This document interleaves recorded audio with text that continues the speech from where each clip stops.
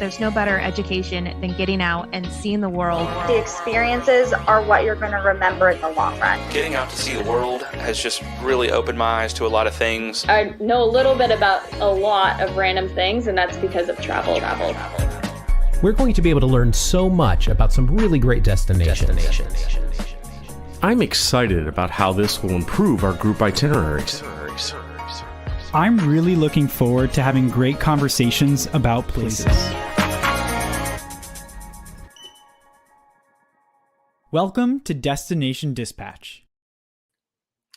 Hello, I'm Jim Deliman with Group Travel Odyssey. Thank you for joining us again today. And before we get started on a very special episode of Destination Dispatch, I wanted to remind you, if you've not done so yet, please make sure to subscribe to our YouTube channel. Hit that subscribe button down below. Also, if you ring the bell, you'll be notified anytime we have new content on our YouTube channel. We'd love if you connect with us on LinkedIn at Group Travel Odyssey, and also make sure to like our Facebook page as well. You can find all of our previous episodes of Destination Dispatch. You can find all of our Coach and Goes on our YouTube channel. So we'd really appreciate you doing that. Well, today we do have, as I said, a very special episode. We're going to, over the next 2 weeks, recap. We're going to go road tripping, as we're saying. We're going back and reviewing all of the fantastic destinations that we've had on Destination Dispatch this past year. So this is part one. This is part one of a two-parter, so it is very, very special. But before we get started, I do need to, again, bring on our co-hosts. So let's bring on the lead navigator from Group Travel Odyssey, Keith Snode. Happy holidays, Jim. Happy holidays. I cannot believe it's December. I mean, I can't either. It's mind-blowing to me how fast this is going. And as we reach a certain age, seems like things go faster and faster. So watch where you go with that comment. But you know, our co-host does not know about such things because he is not experienced as much age as we have. So let's bring him on. He is the host of Destinations Beyond Expectations podcast, Stevie G.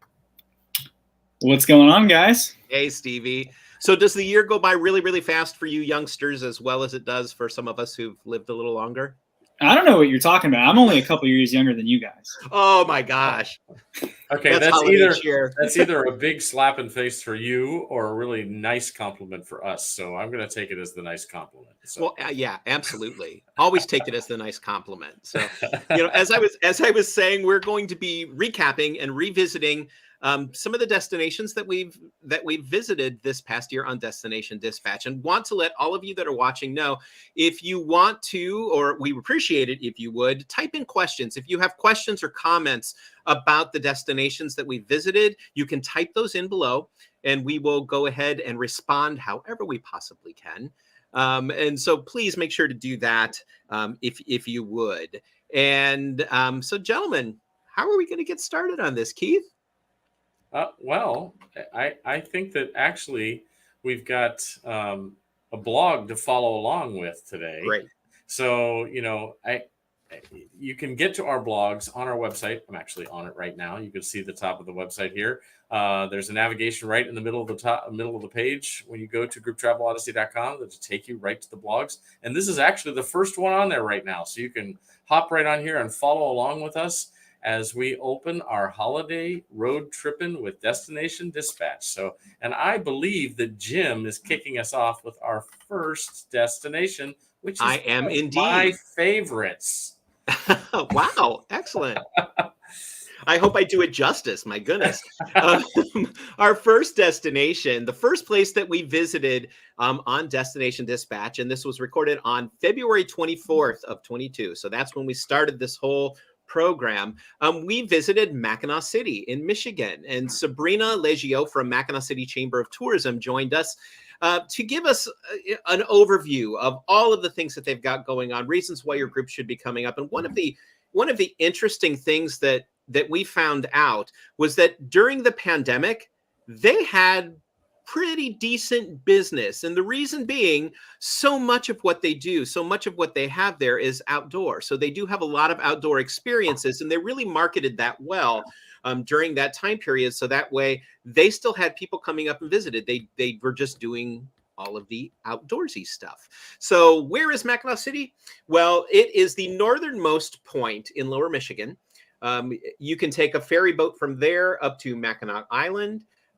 It is also the gateway basically to the Upper Peninsula. So there is the Mackinac Bridge, which will take you from Mackinaw City over to the Upper Peninsula, and you can start all of that. It goes across the straits. And one of the things that I found really, really interesting was that in the wintertime, the straits will freeze over enough that what they do is they take all of their old Christmas trees and they line up what they call an ice bridge across from Mackinaw City to Mackinac Island, and people take their snowmobiles back and forth. So I thought that was interesting. Don't know if I would do that myself, but that sounded really fantastic. One of the things I think that really is so amazing is that they've got so many opportunities for groups, whether it's student groups, adult groups. They've got amazing dining locations, most of which, or a lot of which, are on the water. So they've got incredible water views. They have this Headlands International Dark Sky Park, which is 550 acres of pristine parkland that doesn't have lighting in it. So it's a stargazer's paradise, and they offer a lot of year-round astronomy programs. And so it's one of the key places that you can get up there and see stars as though you've never seen them before. And for anybody who is of a certain age that has seen the movie Somewhere in Time, Mackinac Island was featured in that movie, and the Grand Hotel, which is on Mackinac Island, was featured in Somewhere in Time. Stevie, did you see that movie? Sorry, I did not. No. Oh well, it's one of my favorites. It's a schmaltzy, wonderful movie. But so Stevie, you have to. I'm going to see if you know at least anything about the movie. Do you know the famous actor that? I'm going to give this to you. The famous actor that played Superman that was in the movie Somewhere in Time. God, I don't know if you know this, guys, but I don't know anything about movies. That's just like a fun random fact about me. I don't watch many movies. So I have no idea who you're talking Christopher Reeve. Yeah, thank you. Okay. Maybe I would have known that, actually.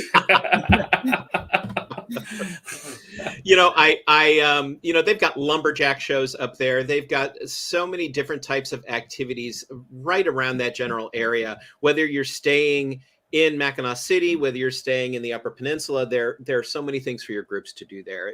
I think it's just a phenomenal location, phenomenal destination. And we were really, really happy to have that as our first Destination Dispatch episode. Yeah, absolutely. It was a really good cool destination, because I've never been there, and it was really cool for me to listen and learn about all the opportunities for groups and individuals alike. So I enjoyed it. Yes. Fun fact: it is the destination I have tour directed the most. Really? Wow. It is. Wow. Okay. Mm-hmm. Neat. Touch you. So, Jim, I think I'm next with Tyler. Yes, you are. Okay, let me. So, Keith, what can you tell us about wonderful Tyler, Texas? Oh, well, there's so much to tell about Tyler. But the thing that struck me the most was the fact that it is the Rose City. And it's not just simply the Rose City. It is the largest rose garden in the country. And everybody thinks of Portland, Oregon as the rose capital. And Susan made a point of saying to us on the episode that the rose garden in Tyler, Texas is 3 times the size of the one in Portland. So it just kind of blew my mind as to everything's bigger in Texas. And of course, the rose garden has to be bigger in Texas. So it is the rose capital of America. And they have a ton of activities, a rose festival. It's really a great place for groups, mainly because it's kind of halfway between Dallas and Shreveport. So it's east of Dallas, eastern Texas. It's halfway between those 2 cities.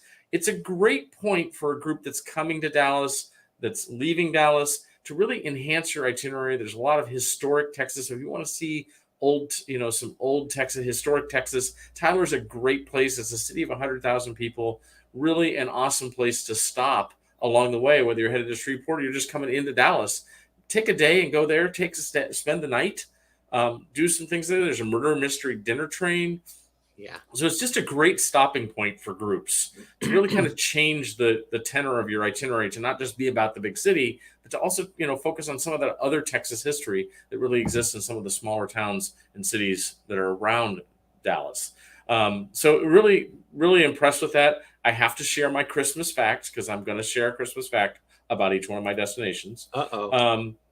In Tyler, Texas, from December 1st to the 31st, you can do a self-guided tour in the Azalea District Trail of Lights. Oh, wow. Every year. And it is a self-guided historic tour. And I love Christmas lights. So, and there's like a whole decorating contest for the people that live in that area and in this historic district. So it's like right up my alley. Like, I would love this because it looks like it's a walking tour. So you can just do the self-guided tour, enjoy the lights, enjoy the wonderful weather, and have a really awesome holiday experience. Fantastic. That's Tyler, Texas. Excellent. They have a great coffee culture there too. I remember. Oh, that's right. I remember her telling us that there are all these coffee shops and stuff. So, again, one quick way to my heart is offering me coffee 24/7. So 24/7. Wow, Jim.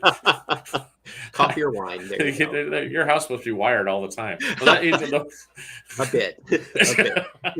Well, I'm going to turn it over to Stevie G, because you've got the next destination, and it's one we all love. Oh, yeah. Yeah, I mean, you guys just talked about two great cities, but I have the responsibility of talking about a whole country, because we had a special St. Patrick's Day episode with our friend Shannon Carter from Live Travel and Tours, where we covered Ireland. So where's Ireland?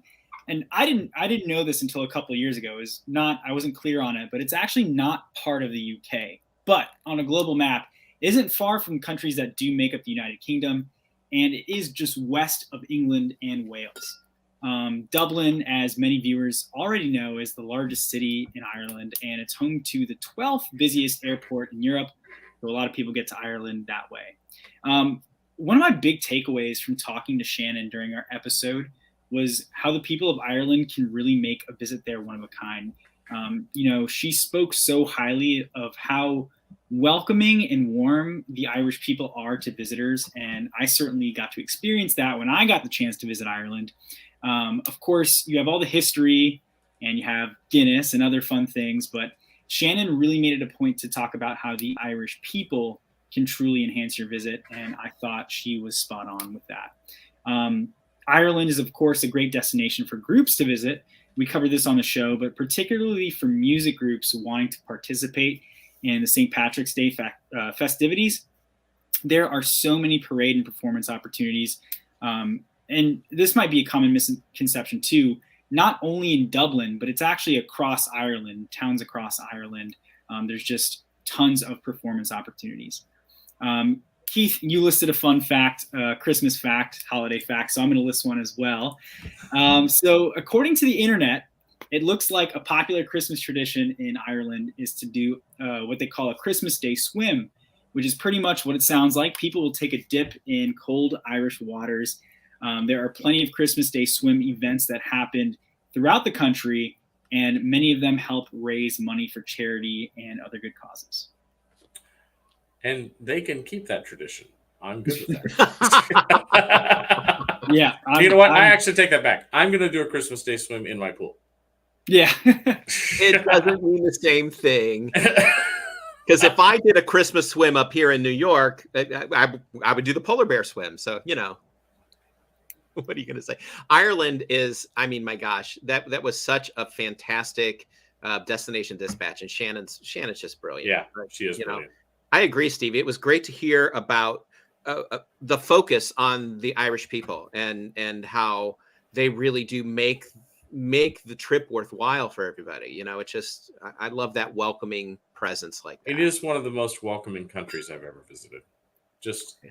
You just feel embraced by everybody when you're there. It just is wonderful. It's just a wonderful feeling. Yeah. Well, next up, after that, we visited Norfolk. And our friend Mel Hopper from Visit Norfolk came on board with us and gave us a lot of really great information on a city that I had been to many, many times, but I got to see in a completely different light with her information. Now, where's Norfolk? Most people know where it is, but it's right next to Virginia Beach, and they do a lot of stuff together. It's also south of Williamsburg. It's on the southeast corner of Virginia.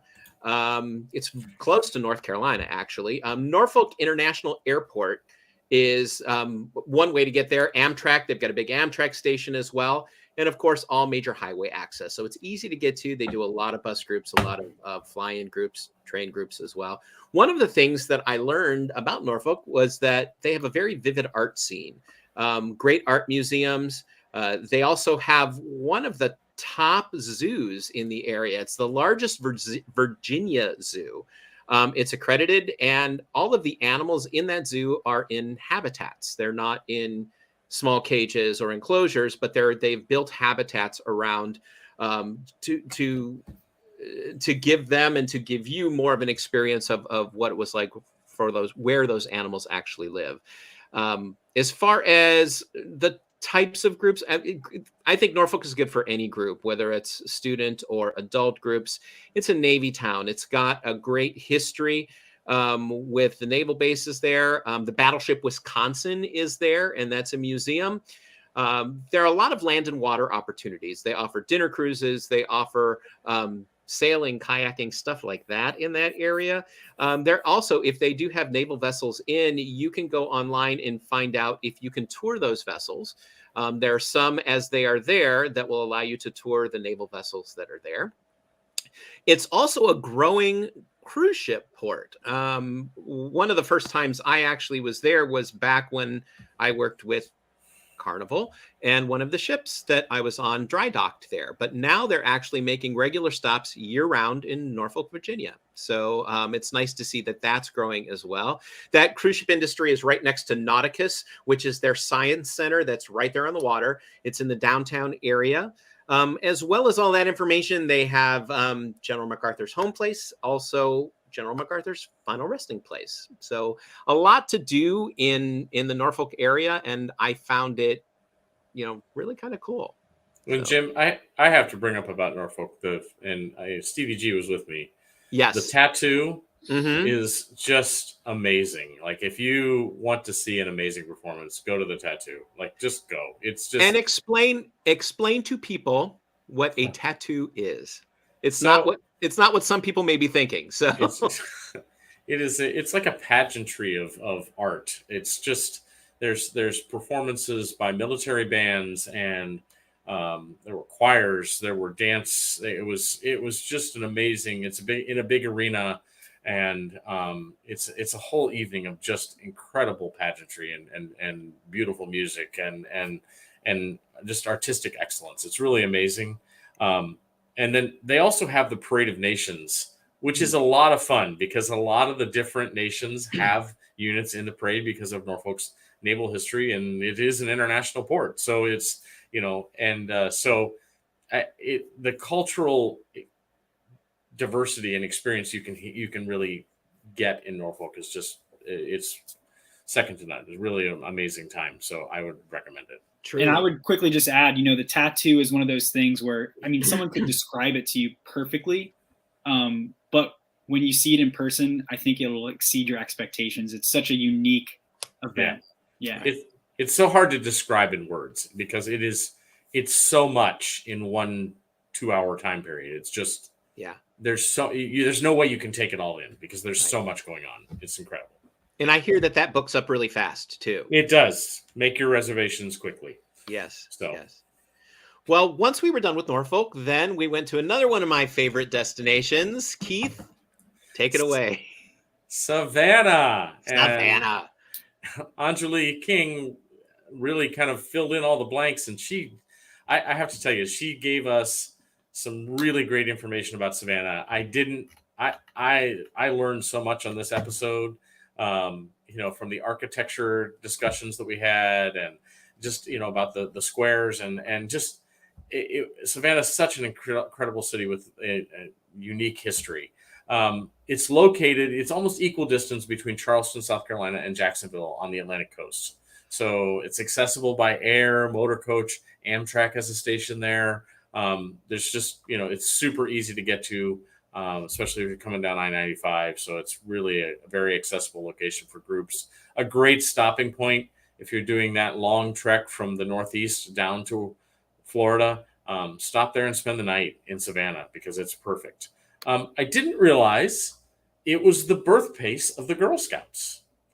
Wow. That kind of surprised me. And it's also known for its St. Patrick's Festival, which New York is always number one, but it actually kind of competes with Boston and Chicago for the number 2, number 3 slot. It's a big St. Patrick's Day festival city, which is really cool. It was something that it was great to learn that information. And then my favorite part of our discussion with Anjali is when she told us about the wiener dog races. I have to be honest. I want to go see the wiener dog races. I think that absolutely is something on my bucket list right now. Oh, yeah. Mm-hmm. I'm with So you are? Yeah, we're going to make a road trip of it, Stevie G. We're going to do it. Do it. I want video footage. Just for that selfie moment. Got to do the selfie moment with the wiener dog races. But there's a great diversity of history and food there. And one of the things it's great for, if you love a good haunted tour, Savannah is your city.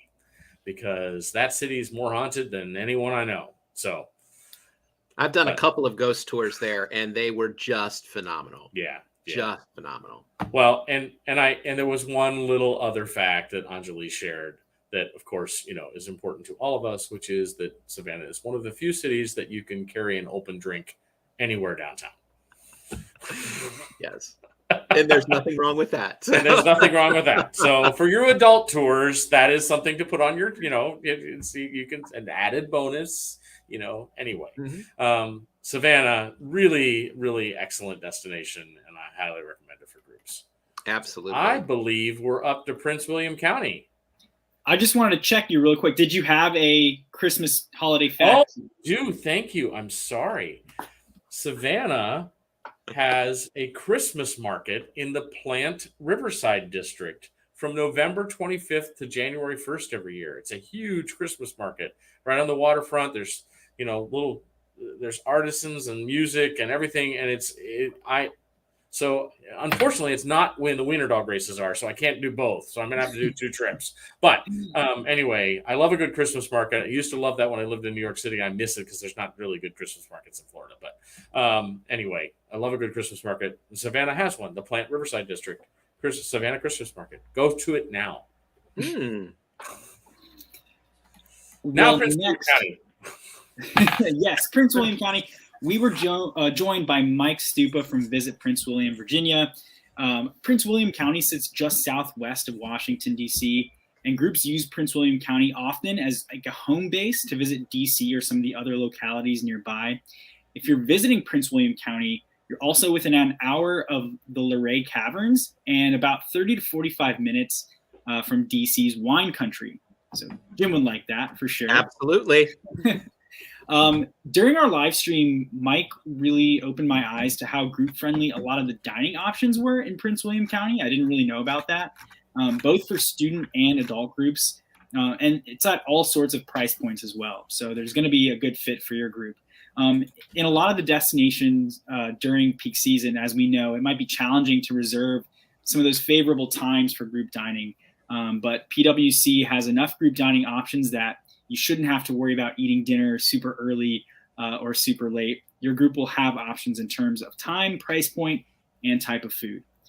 I think Prince William's proximity to Washington, D.C., as well as places like the Luray Caverns or D.C.'s wine country, as I mentioned earlier, make it a really attractive option for groups because Prince William County can be your home base, and you can explore D.C. and these other places. And you can also take in the dining and attractions in Manassas and some of the other towns within the county. So it's a great home base, I think, for groups. I went on visitpwc.com for my fun holiday Christmas fact, and I found a really unique thing that happens during the holidays. On select days in December in the town of Woodbridge, the Prince William Office of Historic Preservation puts on the Holidays Through the Ages tour, where you can stroll through seasonal celebrations at a place called the Ripon Lodge Historic Site. Everything is decorated, and it's a great way to learn about holiday traditions that have been celebrated over the centuries. So sounds like a really fun place to check out for the holidays. Fantastic. That's really great. I remember when we had Mike on and we discussed all of the wineries and distilleries and stuff like that are around there. And that's another place that we decided to add to our road trip agenda. So we will definitely go. I just have to say that Virginia seems to be loaded with lots of drinking opportunities. Because I have Loudoun County later, and that was a topic there as well. So yeah, absolutely. Stevie, thank you for that. And we're going to continue our conversation in just a few moments. But first, we're going to get a quick message about our partners. Group Travel Odyssey would like to take a moment to thank our amazing partners, including Book My Group, Travel Advocates, We Travel, Broadway Inbound, and Fly My Group. These partnerships help make business without boundaries possible, and we encourage our viewers to learn more about these wonderful companies. Now, back to Destination Dispatch. And we are back and going to a really fantastic place. We had Pam Williams on from the Huntsville Madison County Convention and Visitors Bureau to tell us everything about Huntsville, Alabama. Huntsville is at the very top of the state. It's about 2 hours from Nashville, an hour and a half from Birmingham, an hour and a half from Chattanooga. So it's one of those locations that's really a great hub for like a spoke tour. If you've got a group that wants to go off in different directions, they can basically stay in Huntsville, Alabama, and do a lot of stuff there, and then go out during the day and come back. So it is one of those locations that can do that. Or if they are doing a multi-day tour or multi-city tour, they can start in Huntsville. They can go to other locations as well. Another really cool thing about it, I think people know Huntsville as the Space Coast, or as the place where they can go and do space camp. But they have been also instrumental in the development of the Artemis rocket, which is, I think, still up there, kind of coming back from its circumnavigating the moon. So it's got a unique history with that. It is kind of the birthplace of space travel. The Marshall Space Flight Center was the very first, or is the very first, NASA facility. So that kind of got things going. And who would have thought Huntsville was that place to do it? You can still do space camp and stuff like that in the Huntsville area. It's got a huge history, not only with space, but they also have a really great historic district. They have step-on history guides that are a little bit unique. They not only will give you historical facts about the area, but they weave local lore into their explanations and stuff as they come on to do their tours. They have 4 STEM and STEAM-based camp programs that are right there, not just the space camp.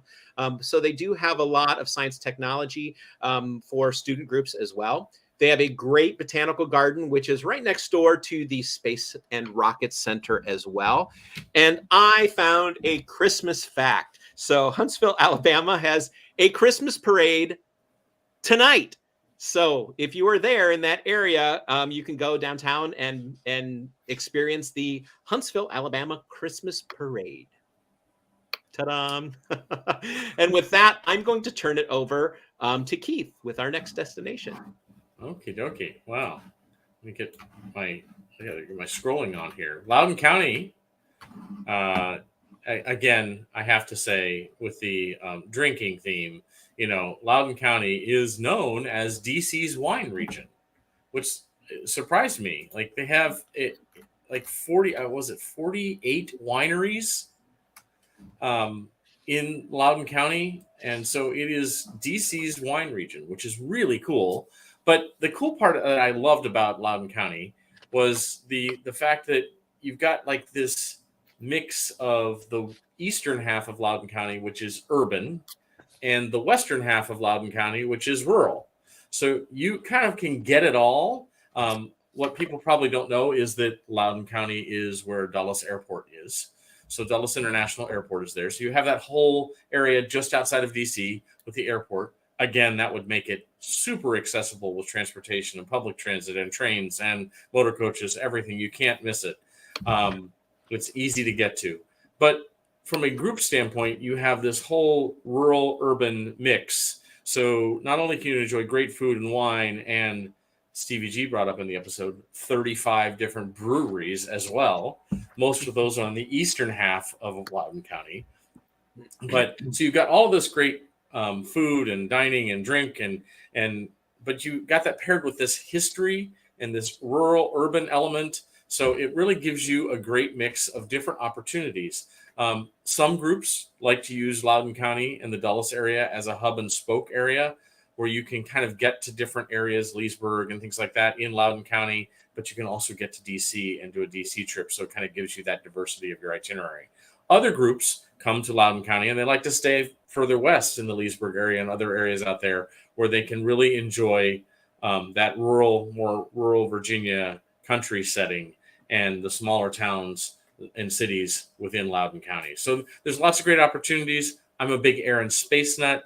The National Air and Space Museum has a annex at Dulles Airport that has some fantastic artifacts in it. Really great to go see. So lots of opportunity in Loudoun County for groups.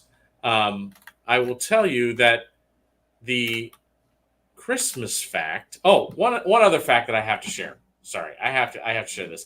I was shocked by this one.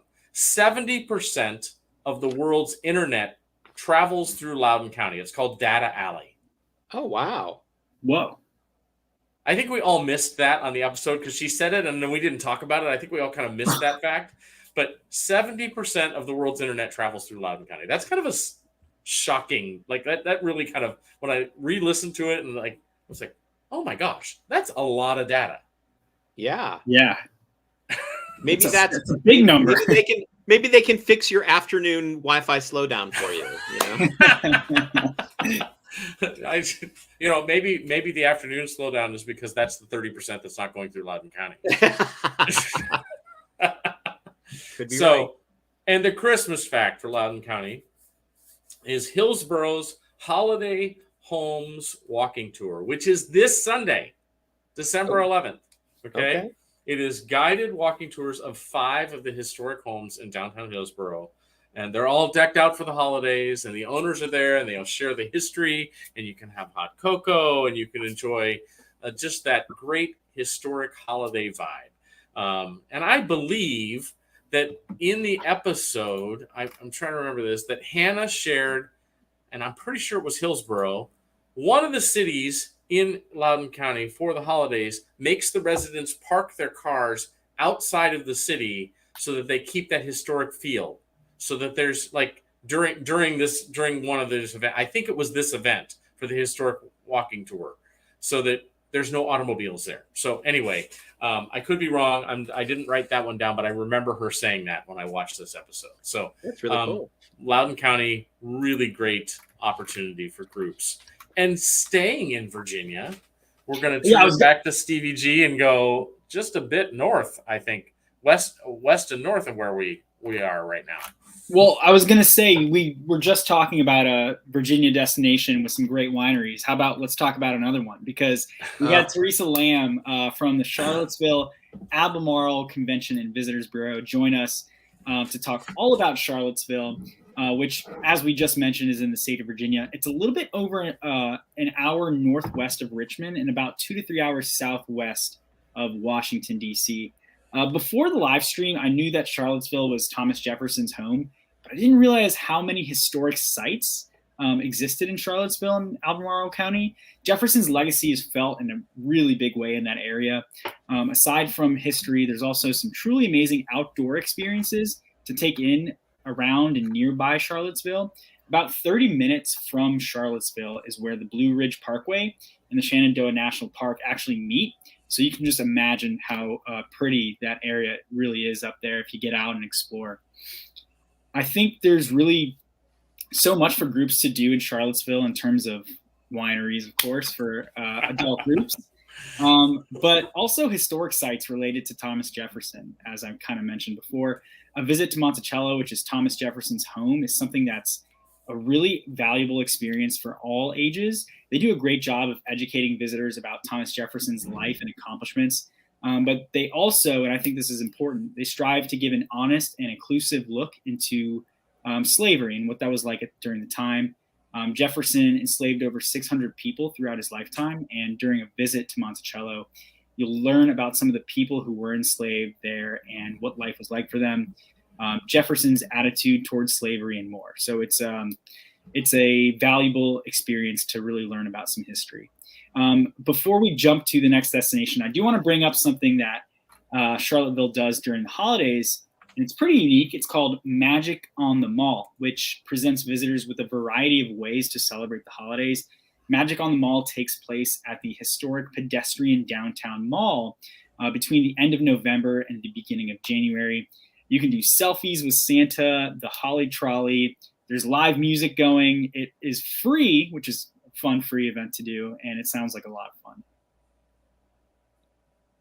That sounds fantastic. And we're going to continue with history because the next destination that we went to was Gettysburg.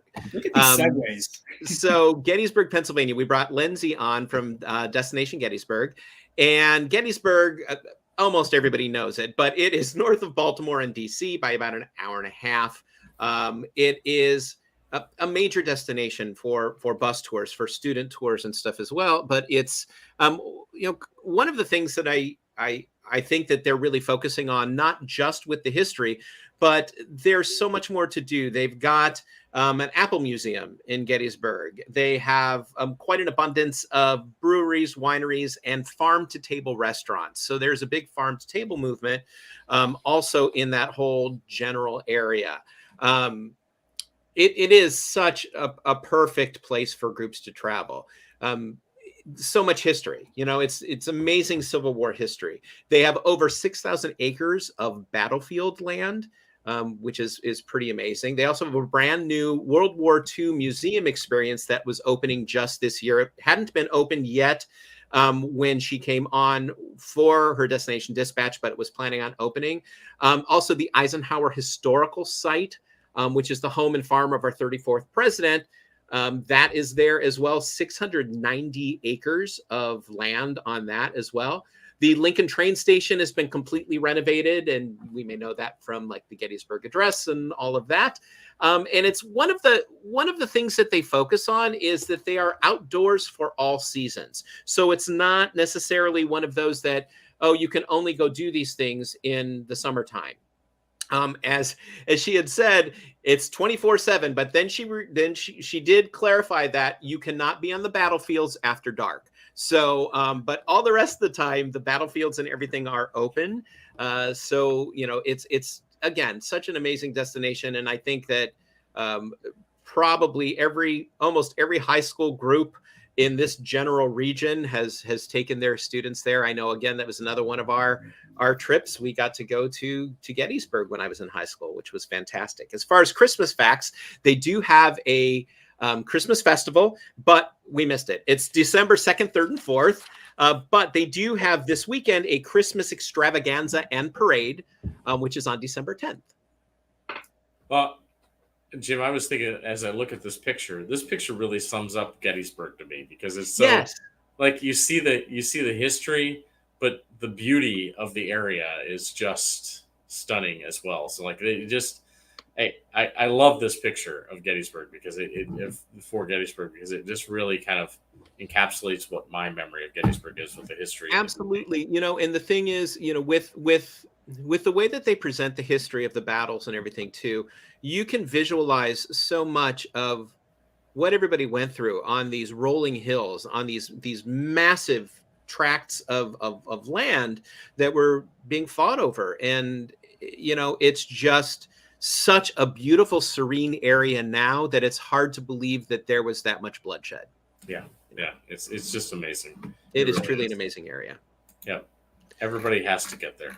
Absolutely. And after that, we're going to go back to Keith with our next destination. One of his favorites. Milwaukee.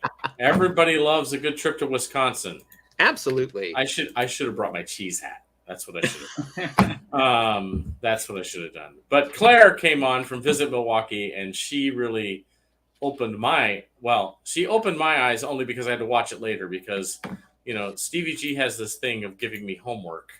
So he assigned me 4 episodes that I had to do, and 2 of them, of course, I didn't attend. So he was just checking to make sure that I did my homework. That's all he was doing. So anyway, I did my homework, and Milwaukee, just so everybody knows, it's east of Madison, Wisconsin, on the shores of Lake Michigan, about 90 miles north of Chicago, accessible by air, motor coach, and train. I get that. Like all 4 of my destinations have Amtrak service, which was amazing. Anyway. The thing that I loved about the episode with Claire was the talk, and Stevie G is going to love this because I know he said something about the German Fest, but is the huge variety of cultural festivals that they celebrate in Milwaukee. They have a Polish Fest, they have German Fest, they have Pride, they have the Juneteenth Festival, they have this Summer Fest, which Claire said is the world's largest music festival, which is over 9 days and draws over 800,000 people. But the reason for all of this is because Milwaukee is unique. They have their own festival grounds on the lakefront, 75 acres, where most of these festivals, they're permanent festival grounds where they hold festivals. So I thought it was really cool. If you're looking for a unique event, Milwaukee's a place to go. Like it sounds like there's something going on pretty much all 52 weeks of the year. So, I would say, look it up and look at some of the unique festivals, but the cultural diversity for groups, I think, was amazing. And one of the things that Claire mentioned is that they have these food halls that are popping up in all the different neighborhoods. And the reason she mentioned it is she said it's not only a great opportunity to go get dinner or lunch or whatever, but it's a great opportunity because they're in the different cultural neighborhoods, and it gets the groups out of the downtown core into these neighborhoods to experience the different cultures that exist within Milwaukee. So I think that that's a really, it's something I didn't even know about Milwaukee. I'm really I want to go visit there in the summer. I don't want to be there in the winter. So Stevie G, our road trip will be Wiener Dog races and then German Fest. Sounds great. And okay. I mean, it's cool because you guys would know better than me. I've never lived in a northern destination, but I feel like a lot of the northern destinations really do take advantage of that good stretch of weather, in the summer. But I feel like Milwaukee probably just takes it to the next level because of those festival grounds and how good they are at celebrating different cultures and walks of life throughout the summertime with all their festivals. So yeah, I agree with you. That episode really that was the message that kind of permeated through it. Was just we celebrate all the time, and we have so many things to celebrate. It was really cool. Yeah. So speaking of that, Christmas is the time to celebrate, and Milwaukee has the BMO Harris window displays, and they feature 150 stuffed animals.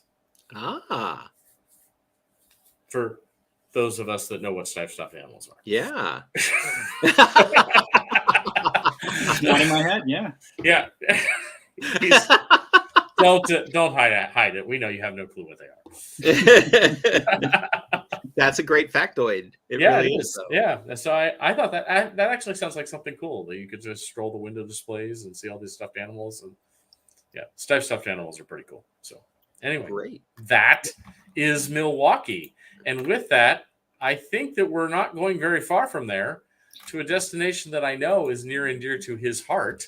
I'm going to turn it over to Stevie G. Yes, we are going to the Quad Cities because we recorded an episode with Nikki Bruce from Visit Quad Cities. I got the opportunity myself to visit the Quad Cities area, and I just absolutely love my experience there. And you're right, it's not too far from Milwaukee. I jotted down here, it's about 3 hours, maybe just a little bit more west of Chicago. Obviously, we know Chicago and Milwaukee are not very far apart. And the Quad Cities are actually several cities, and they're split between 2 states, Illinois and Iowa, and they're separated by the Mississippi River. One really unique thing that I learned on our episode of Destination Dispatch, and I honestly didn't even realize it at the time when I was there, is that even though they're called the Quad Cities, they're actually really 5 main cities that make up that region. And those cities are Rock Island, Moline, East Moline, and those are in Illinois. And then you have Davenport and Bettendorf over there in Iowa.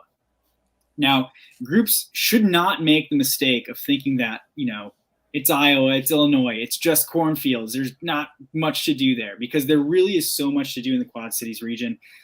Adult groups, for example, can enjoy time at several of the wonderful casinos that they have over there. I know I did. And then, yes, we all know that there is a ton of corn. But that provides the opportunity for groups to learn about agriculture, because John Deere is actually headquartered in Moline, and a visit to the John Deere Pavilion is a really amazing experience, totally worthwhile. You'll learn about farming technology and equipment, and you can also check out some very immersive exhibits that they have set up. For my holiday fact here, in Davenport, there's a really fun holiday event that's been celebrated for over 40 years called Christmas in the Village.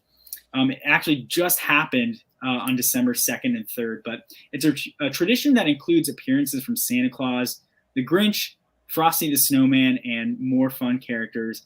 It's a great family-friendly way to celebrate Christmas time in the Quad Cities. Fantastic. Awesome. Yeah. Well, I'm going to take you out west a little more. Do you know the way to Santa Fe? Oh, wow. That was pretty good, Keith. Our next destination is Santa Fe, New Mexico. And we had Randy Randall from Tourism Santa Fe on to take us through everything that there is to know about Santa Fe. What a phenomenal location. Getting there is, they have a regional airport that has flights coming in on a regular basis from Phoenix, Denver, and Dallas. So you can fly through Phoenix, Denver, and Dallas into the regional airport in Santa Fe. It's also just over an hour away from Albuquerque. So, it's not that far. It's pretty easy to get to. It's really a surprising location because it's so artsy. It is so culture filled, and I don't think people realize that. And one of the things that we found out that I was really shocked at is that Santa Fe is the 3rd largest art market in the United States, behind Los Angeles and New York City. So it was really surprising, and he was even saying he was admiring a piece of artwork in one of these places, and they let him know that for $250,000, that piece of artwork could be his. So it is getting major recognition in the art world as well. One of the things he told us about, and going back to our love of all things winery and spirits related, they have a margarita trail, and you can get a margarita passport and go visit all of these different locations and get your passport stamped. And then depending upon how many stamps you get prizes from Tourism Santa Fe. And the thing is, they do care about your safety. You can only get 2 stamps a day, which means you can only visit 2 different locations each day. However, he did say you can have multiple margaritas in each of those places. So, we did decide that would be another fun retreat activity for all of us, is if we went to Santa Fe and did the margarita trail. I think we should do the margarita trail first and then go see the wiener dog races. Okay, well, I think that would make it much more interesting. So. Yeah, or if we had enough margaritas, we would think that we were seeing the wiener dog races. So. There you go. Santa Fe is a great destination for groups. It is a culinary mecca. There are a lot of major foodies that are coming in there. It is the oldest capital and the highest capital in the United States. 1610. So it goes all the way back to 1610. Wow. It's a big retail area. They have a world-class opera. The Santa Fe Opera is well known across the world. They have over 100 events that happen annually in Santa Fe year-round. Has the oldest government building in the United States, which is the Palace of the Governors. And they still have it, and this has happened all throughout history, where Native Americans will sit under the portal of the Palace of the Governors, and they create and offer their Native American art, and it's either done by themselves or people in their family. It also has, Santa Fe also has a funky side. If anybody's ever heard of Meow Wolf, this was where Meow Wolf was originated, and they took I believe it was an old bowling alley structure, and created this immersive art space that it's like you can crawl through a refrigerator and get into another room.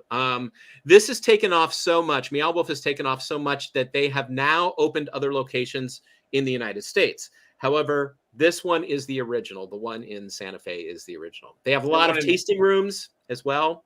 Go ahead, Keith. Yeah, Meow Wolf they just opened one in Vegas within the last year or so. Yeah. I think there's 4 or 5 of them that are on the in the planning stages or open at this point. So but still, if you get to Santa Fe, it's a must do. So they have a lot of tasting rooms. He was even saying, not only with the tequila and stuff, but they have a wine and sparkling wine industry there as well. And for my Christmas fact, do you know what it means if you order something Christmas in a Santa Fe restaurant? It means red and green sauce. Yes, very good. Christmas style is red and green chili sauce. So you can either get red chili sauce or green chili sauce. And it's funny because if you are there and you talk to the locals, it is very polarizing as to which sauce they feel is best. Or you don't have to make up your mind and you just order it as Christmas style and you get both red and green. So that's my Christmas fact from Santa Fe. Nice. And you can celebrate that Christmas fact throughout the year, right? You can order. Oh yeah. That's one of those. It's Christmas fact just because it's called Christmas, but yeah, year round you can order something Christmas style and you'll get both red and green chili sauce on that one in Santa Fe.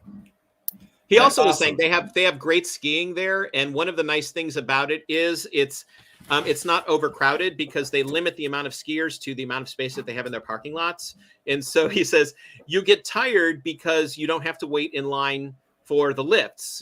You continually are skiing, and he says so. It's a great ski environment as well, and also at 7,000 feet elevation, I guess it kind of takes it out of you faster too. So yes. So that is Santa Fe, and I believe that is the end of part 1. And so now part 2 is going to happen next week, same time. It's going to happen on Thursday at 2 p.m. Eastern. So make sure that you do join us live. You can also watch this after the fact or watch it again. If you didn't catch everything that we said, you can watch it on our YouTube channel. So make sure if you've not subscribed to Group Travel Odyssey's YouTube channel, you do that and ring the bell. You'll be notified when we do have all of that programming up there as well. Follow us on our Facebook page. You can also connect with us on LinkedIn at Group Travel Odyssey. So please make sure to do that. Also, we do have another program called GTO Coach and Go. That happens every other Tuesday at 2 p.m. That will be coming back in January with new episodes as well. We do offer at the other times, for those of you who are members of GTO and part of the GTO community, if you go to the community forum, you can look for the GTO Fast Breaks. And GTO Fast Breaks are very short videos that our team puts together to kind of explain little new snippets of things that we have going on within the system, whether it's an update to the system, something new that we've launched, or just a pointer to help you use GTO more efficiently. You can look on the community forum for our GTO Fast Breaks as well. Keith, if they want to find out more about us, how can they do that? Well, like I had up on the screen there, you can actually go visit us on grouptravelodyssey.com and learn all about what we have to offer and the community that we've built and are continuing to build within the group travel community. I check out our blog, read some of the features on there. Also check out our YouTube channel. As Jim mentioned, there's lots of opportunities to learn about us there. And on our website, you can reach out to us. We'd be happy to schedule a demo for anybody that's interested in learning more about Group Travel Odyssey. Fantastic. Stevie G, you are the host of Destinations Beyond Expectations. How can we find out more or follow that podcast? Yeah, absolutely. So Destinations Beyond Expectations is the podcast designed for students of travel. You can listen on Spotify, Apple Podcasts, really anywhere you get podcasts, it'll be available. You can also go to dbetravel.com and listen to every episode there, as well as check out a couple fun blogs. The episode I have dropping tomorrow is all about Asheville, North Carolina. It's actually part 2. So part 1 just aired this previous week. So you're going to want to go back and listen to that one, and then go ahead and listen to part 2 tomorrow. It's a really cool episode that kind of talks about some group-friendly activities in Asheville that you can do. So definitely go check that out. It is the season of 2-part episodes. Yes. Yes. Everybody does their cliffhangers for the end of the year. So hopefully you'll have a cliffhanger tomorrow, and hopefully we'll have a cliffhanger by this time next week too. Yeah. So. Asheville has a lot to offer. So yeah. Yes. Yeah. It does. Some cool outdoorsy stuff for sure. Yeah, it's beautiful there. It's just stunning. Yeah. It's no wonder that the Biltmore was built in that area. Like, you know, it's stunning. Those rolling mountains and rolling hills around there are just to die for. Yeah. Fantastic. Well, everybody, it's been fun spending time with you today and kind of reminiscing about the first half of our year in Destination Dispatch episodes. And again, we will do this and we'll pick up where we left off, and we'll do the same thing next Thursday at 2:00. Until then, we will see you next week. Thank you so much for watching. Thank you for watching this episode of Destination Dispatch. We invite you to stay connected with Group Travel Odyssey on Facebook, YouTube, and LinkedIn, and be sure to check out more of our media, including GTO Coach and Go and the Destinations Beyond Expectations podcast. Please visit our website, grouptravelodyssey.com, where you can learn more about GTO and request a demo. Group Travel Odyssey, business without boundaries.